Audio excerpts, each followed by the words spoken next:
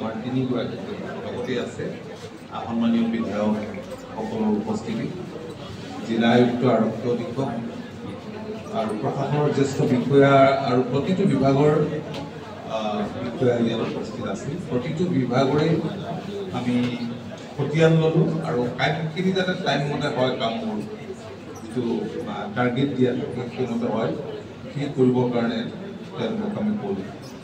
তো মাননীয় মুখ্যমন্ত্ৰীয়ে আমাক বৰাকলৈ পঠাইছিলে। বৰাকৰ 3খন জিলাতে আমি ৰিভিউ কৰিছোঁ। যোৱাকালি কাছাৰ আৰু আজি দুপৰীয়া বহুত হাইলাকান্দি আৰু এতিয়া ইয়ালৈ আহিলোঁ।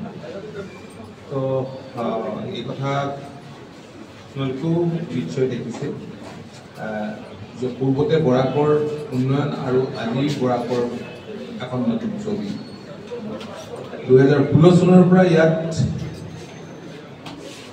উন্নয়নৰ মুখ দেখিছে বৰাকবাসীয়ে, কৰিমগঞ্জৰ ৰাইজেও দেখিছে। আৰু 2021 পৰা মাননীয় ডক্টৰ হিমন্ত বিশ্ব শৰ্মা ডাঙৰীয়া মুখ্যমন্ত্ৰী হোৱাৰ পাছত বিকাশ যে ত্বৰান্বিত হৈছে সেয়া আপুনি স্পষ্ট। তো আপোনালোকে জানে যে মই বৰ্ডাৰ প্ৰটেকশ্যন এণ্ড ডেভেলপমেণ্ট বিভাগৰ বৰ্ডাৰ ডেভেলপমেণ্ট এণ্ড প্ৰটেকশ্যন বিভাগৰ দায়িত্বটো আছে।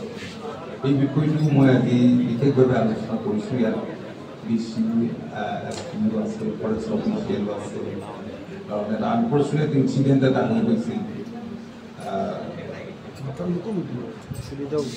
তাৰপিছত মাননীয় মুখ্যমন্ত্ৰীৰ পৰামৰ্শ মতে আমি মিজোৰামলৈ গৈছিলোঁ। বুজাবুজিৰ এক চুক্তিটো স্বাক্ষৰ কৰিছিলোঁ। তাৰপিছত কেইবাদিনো আলোচনা হৈছে। আজি প্ৰায় এমাহমানৰ আগতো আমি গৈছিলোঁ মুখ্যমন্ত্ৰীৰ পৰামৰ্শ মতে। গতিকে বৰ্ডাৰত যাতে পিছ শান্তি যাতে অটুট থাকে আৰু উন্নয়ন ডেভেলপমেণ্ট যাতে ধাৰাবাহিকভাৱে হয় আৰু এনফৰ্চমেণ্ট যাতে নহয়, সেই দিশটোৰ প্ৰতিও চকু ৰাখিবৰ কাৰণে আমি কৈছোঁ। দেখা গৈছে আমাৰ কেইটাবাৰো হৈছে এই ক্ষেত্ৰত বহু মানে কৃষকসকলৰ ক্ষতিগ্ৰস্ত হৈছে, বিশেষকৈ পাতাকান্দি আৰু মই জানিব পাৰিছোঁ যে 2000 হেক্টৰ চাবমাৰ্জ হৈছিল। কাৰণ আমি জানো যে প্ৰত্যেক বছৰে বানপানী হয় আমাৰ ৰাজ্যখনত। এইবাৰ 34খন জিলাত হ'ল আৰু তাৰ কাৰণে আগতীয়া প্ৰস্তুতিও থাকে। আমি কমিউনিটি নাৰ্চাৰী আমি কৰিছিলোঁ। আমি জানো যে যিমানখিনি মাটিত কমিউনিটি নাৰ্চাৰী কৰা হৈছিল, কাৰণ ইয়াত 5টা ৱেভ হৈ গৈছে, আপোনালোকে নিজে কৈছে, সেইখিনি ছাফিচিয়েণ্ট হয়তো নহ'ব সেইখিনি কঠিয়াই। তাৰ কাৰণে আমি বিনা কেন, বিনা এলেভেন জাতীয় আমি বীজো আমি খেতিয়কৰ বাবে আমি যোগান ধৰিছিলোঁ। আৰু ইয়াৰ উপৰিও আপোনালোকে জানে ডিজাষ্টাৰ মেনেজমেণ্টৰ পৰা এতিয়া মই যথেষ্টখিনি ফাৰ্মাৰ্ছখিনিও ছাপোৰ্ট পাইছে বা আন অন্যান্য যিবিলাক আমাৰ ক্ষয়ক্ষতি হৈছে এইবিলাকৰ কাৰণেও মুখ্যমন্ত্ৰী ডাঙৰীয়া সতীৰ্থ মন্ত্ৰীসকলক বিভিন্ন জিলালৈ পঠাইছে আৰু তাৰ সঠিক এছেছমেণ্ট হৈছে। জিলা আয়ুক্তই বেলেগ বেলেগ ডিপাৰ্টমেণ্টৰ বিষয়াক লগাই পেলাই প্ৰপাৰ এছেছমেণ্ট কৰিছে। আমি ভাবিছোঁ যে ছেপ্টেম্বৰৰ ভিতৰত যিখিনি মানুহৰ ক্ষয়ক্ষতি হৈছে, হাউচ ডেমেজ হৈছে, কিছুমান পাৰ্চিয়েল ডেমেজ, ক'ৰবাত ফুল ডেমেজ আৰু অন্যান্য সৰু মৌ যিবিলাক ডেথ হৈছে এইবিলাকো ক্ষয়ক্ষতি তেওঁলোকে লাভ কৰিব। আৰু আমি যিহেতু ইয়াত দেখিছোঁ যে বানপানীত যথেষ্ট ক্ষতি হ'ল, আমি চাপৰ্ট লাগে, সেই চাপৰ্টখিনি আমি দিম। আৰু প্ৰধানমন্ত্ৰী ফচল বীমা যোজনাটো পপুলাৰ কৰিবৰ কাৰণে এৱাৰনেছ ক্ৰিয়েশ্যনৰ কাৰণে, এৱাৰনেছ ক্ৰিয়েট কৰিবৰ কাৰণে বিভাগীয় বিষয়াসকলক আমি নিৰ্দেশ দিছোঁ। আৰু এই ক্ষেত্ৰত আমাৰ যিটো জনপ্ৰতিনিধি আছে, সন্মানীয় জনপ্ৰতিনিধিসকলৰ পৰা দেখা গৈছে বীজ কৰিমগঞ্জৰ যিটো বীজ বণ্টন হৈছিলে আপোনাৰ দোকানৰ পৰা, সেইটো দেখা গৈছে যে বৃহৎ সংখ্যক বেনিফিচিয়াৰী বীজ পোৱা নাই। এক্স পঞ্চায়ত প্ৰতিনিধিৰ মাৰ্ফত বীজবিলাক দেওয়া হৈছিলে, যদিও পঞ্চায়ত এতিয়া ভাঙি গৈছে। এই ক্ষেত্ৰত আপুনি কি ক'ব? সঠিক এটা কথা মোক কৈছে, মই সেইটো নাজানো, মই গম পোৱা নাই, কিন্তু কৈছে যে বীজবিলাক অলপ আগতীয়াকৈ দিব লাগে। সেই কথাখিনি আমাৰ সন্মানীয় বিধায়কসকলেও কৈছে, টাইমলি বীজটো দিব লাগে। আৰু তাৰ কাৰণে আমি চেষ্টাও কৰি আহিছোঁ যোৱা সময়ছোৱাত বীজখিনি যাতে টাইমলি পায়, লিংক কম্পনেণ্ট যাতে টাইমলি পায়।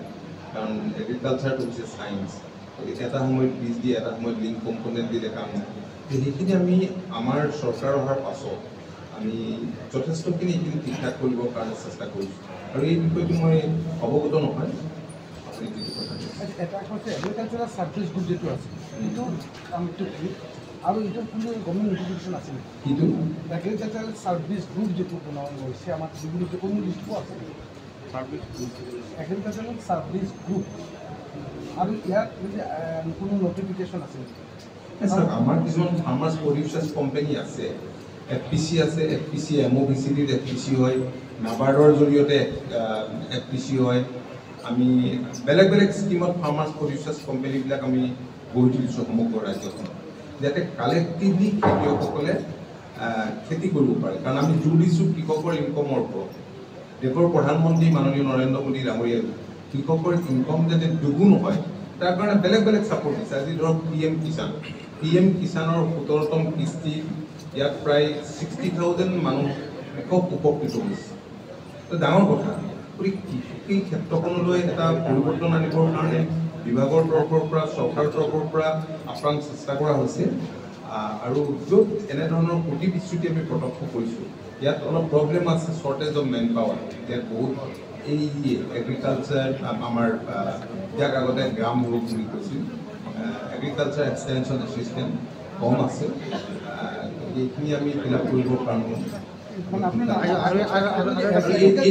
এইটো সম্পৰ্কে মই নাজানো I am not aware of that আৰু এটা প্ৰশ্ন মানে 2026 আহি গ'ল আৰু 26ত আপোনালোকে মানে মিত্ৰজোঁটত থাকিব না অকলে আৰু ভাৰতীয় জনতা পাৰ্টীৰ লগত অসম গণ পৰিষদৰ মিত্ৰতা বহুত পুৰণি অসম গণ পৰিষদ চৰকাৰৰ যিটো দ্বিতীয় কাৰ্যকাল সেই দ্বিতীয় কাৰ্যকালৰ শেষৰ ফালে ভাৰতীয় জনতা পাৰ্টীৰ লগত মিত্ৰতা হৈছিল আৰু তেতিয়াৰ পৰা মিত্ৰতা আছে আৰু এইটো সম্পৰ্কত নতুনকৈ কোৱাৰ প্ৰয়োজন নাই 2016 চনতো আমি একেলগে খেলিছোঁ আৰু 2021 চনত এইবাৰ পঞ্চায়তে আপোনাৰ লগত জোঁট হ'ব আমি কথা বতৰা পাতিছোঁ পাপাগান্ধীৰ এখন এগ্ৰিকালচাৰ ইউনিভাৰ্চিটিৰ কাৰণে মুখ্যমন্ত্ৰী ডাঙৰীয়াই এইটো এপ্ৰুভেল কৰিছিলে সেইটো সোনকালে কিবা সম্ভাৱনা আছে কি ক'লে মুখ্যমন্ত্ৰী বহুত আগে এটা ঘোষণা কৰিছিলে যে মুখ্যমন্ত্ৰীয়ে যিখিনি ঘোষণা কৰে যিটো কমিটমেণ্ট দিয়ে নিজৰ কমিটমেণ্ট অনাৰ কৰে টাইমটোৰ কথা মই আজি ক'ব নোৱাৰিম কিন্তু যদি তেখেতে যিখিনি কমিটমেণ্ট কৰে সেইখিনি